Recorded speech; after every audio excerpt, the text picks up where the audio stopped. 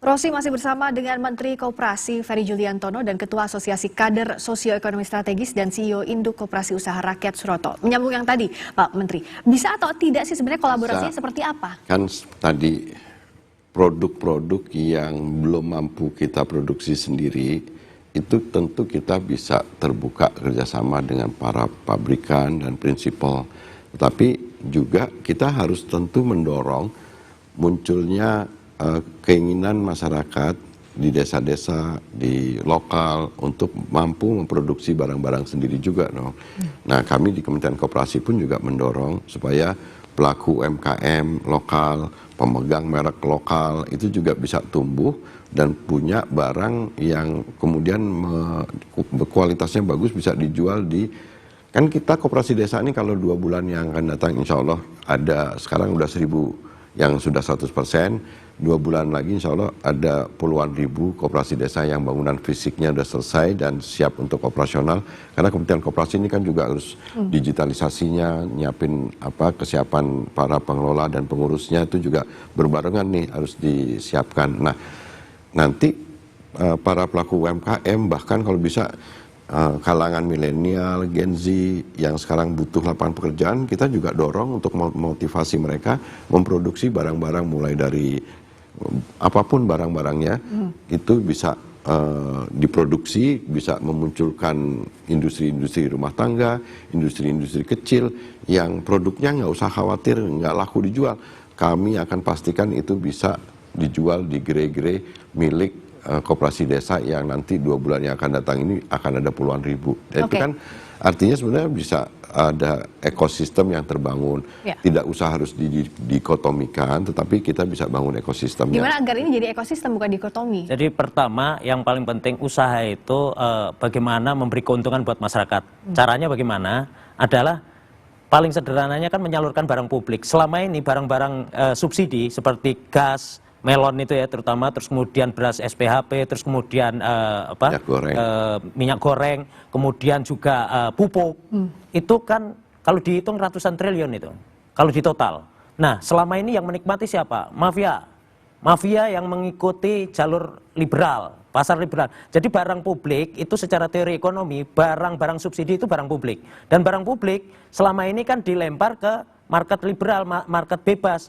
Orang-orang yang menjadi distributor itu mereka ini kan adalah orang yang tujuannya adalah hanya untuk mengejar profit kepentingannya individu. Nah, kalau barang-barang ini disalurkan melalui koperasi kan pengawasan juga tidak perlu ngundang APH, aparat penegak hukum dan sebagainya untuk ikut mengawasi. Jadi langsung keuntungannya dari koperasi publik koperasi desa Kelurahan Merah Putih tadi itu langsung dinikmati oleh masyarakat dan itu ratusan triliun itu bisa langsung dibagi sebagai stimulan untuk mengembalikan dana desa yang barang-barang bersubsidi kan memang koperasi desa ini akhirnya menjadi instrumen yang terbawah yang paling komprehensif untuk bisa menjadi tempat penyaluran barang-barang bersubsidi yang selama ini dianggap kurang tepat sasaran atau membuat mata rantai distribusi kepanjangan. Jadi di desa itu makin mahal bukannya makin murah. Dan misalkan pupuk bersubsidi yang harusnya merupakan haknya kelompok tani itu muter-muter tuh nggak tahu kemana, kadang-kadang nyebrang ke kebun-kebun sawit. Gas LPG 3 kilo itu pun juga sebenarnya kan harusnya menjadi haknya pengguna rumah tangga yang ada di desa-desa gas LPG 3 kilo. Nah, dengan adanya koperasi desa yang salah satu fungsinya itu adalah untuk menyalurkan barang-barang bersubsidi termasuk barang kebutuhan pokok dan sehari-hari, harusnya ini bisa jadi bangunan ekosistem. Satu gerai retail modern ataupun koperasi desa ini kan ada ribuan item barang. Nah, ribuan item barang itu kan bisa kita dorong untuk supaya produk-produk lokal itu bisa memproduksi mulai dari ratusan item barang yang kita bisa produksi sendiri. Kita bisa bikin, saya sering ngomong di mana-mana, bikin kecap sendiri, bikin saus sendiri, bikin sambal sendiri, bikin roti sendiri, bikin sampo sendiri, bikin sabun, apapun. Mulailah kita sekarang belajar produk dan pelaku-pelaku UMKM, Gen Z, milenial, sekalipun kita akan dorong. Koperasi akan sangat bisa membantu Apalagi kalau komunitas pelaku UMKM itu membentuk koperasi, kita akan bisa dampingi, kita bahkan bisa biayai. Pak Menteri Dan tadi, produknya dijual lagi Iya. di gerai-gerai koperasi desa Kelurahan Merah Putih. ya, Betul. Pak Lurah itu selama ini yang khawatir karena apa?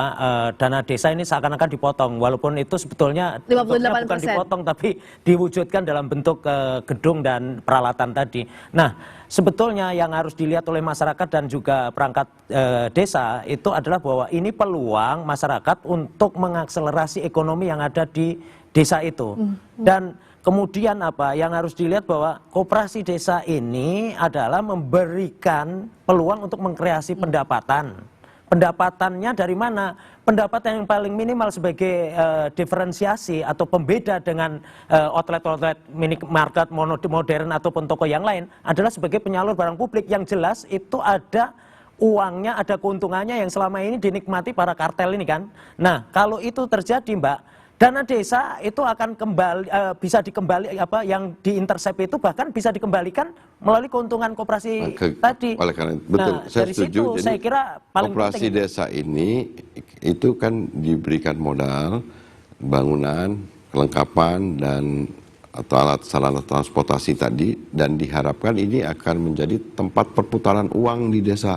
Jadi dalam periode tertentu malah bisa self-propelling growth gitu. Jadi dia akan menimbulkan kemandirian ekonomi di desa-desa dan akan menjadi sumber pendapatan dari desa itu. jadi kalau sendiri. 58% dipotong itu Ya. bukan berarti menghambat pembangunan desa menurut Anda? Tapi, Mbak, kan kembali dalam bentuk yang natural dan itu akan menjadi modal yang bisa diputarkan di desa untuk menambah atau menjadi sumber alternatif pendapatan desa itu sendiri Tapi juga. kenapa Mbak Fis- pada praktiknya masih khawatir? Mbak Friska, karena sekarang ini kan belum operasional. Nah, saya meminta kepada Pak Menteri kan punya lembaga itu yang namanya LPDP, itu lembaga taktis di bawah Pak Menteri Koperasi ini.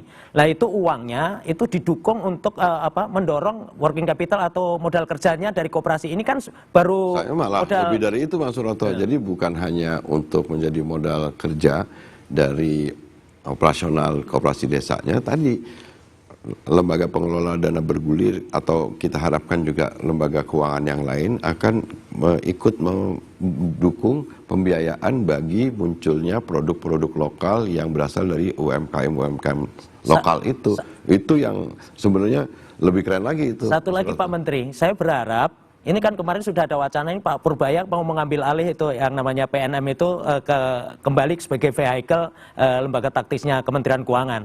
Itu untuk menyelamatkan dana KUR. Kredit usaha rakyat selama ini kan tidak tepat sasaran Pak Menteri.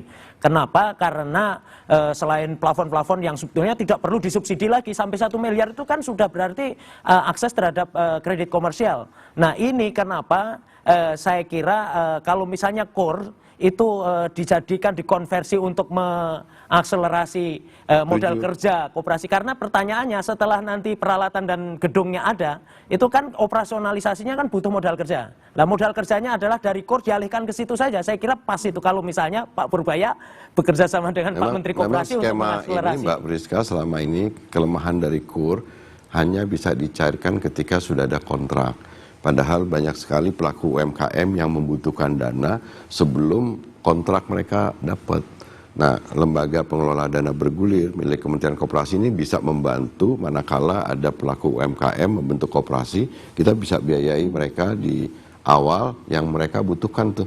Jadi saya sekarang menghimbau kepada teman-teman milenial Gen Z yang mau memproduksi barang-barang, bikin koperasi, kita akan bantu, dan nanti setelah dapat kontrak, nanti kita bisa joint financing. KUR itu baru bisa di sana. Jadi oleh karena itu nanti kita bisa rubah skemanya supaya bisa membantu. Nah, tadi kan untuk membangun ini ada puluhan ribu targetnya dalam beberapa bulan ke depan. Tapi dalam pembangunannya ada kendala yang dihadapi. Nah, ini bagaimana Menteri Koperasi saya mengatasi kasih tahu ini? dulu. Tapi usai jeda kita akan bahas di Rosi sesaat lagi.